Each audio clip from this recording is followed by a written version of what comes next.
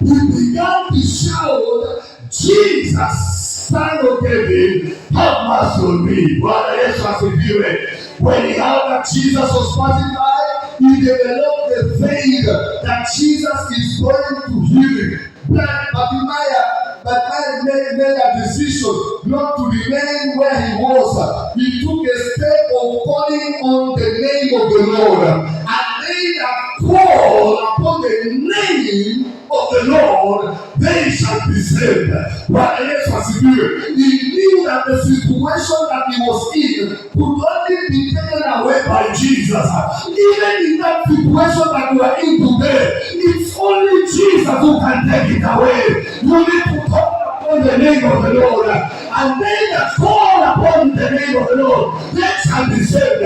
Continue calling upon the name of the Lord. It doesn't matter how bad the situation is. Do not shut up. Continue calling upon Him.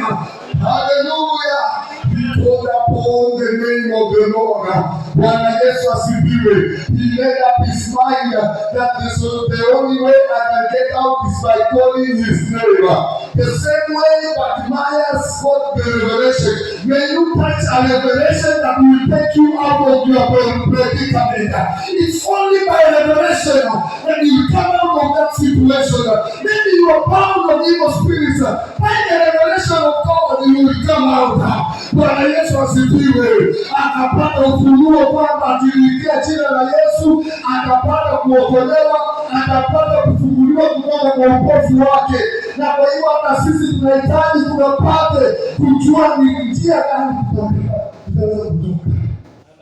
Because in every temptation, God gives you and makes a way for you to get out. Hallelujah.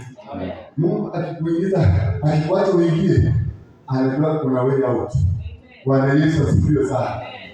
Unaweza kutenda, unaweza kufanya mambo makubwa zaidi ya niombavyo. Unaweza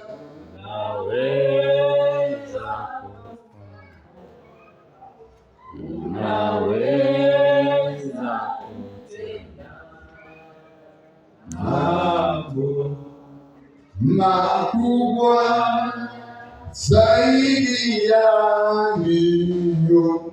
Unaweza kufanya,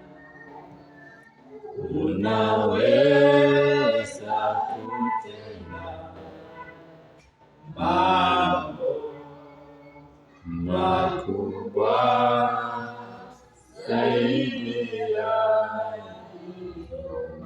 you sound good wakati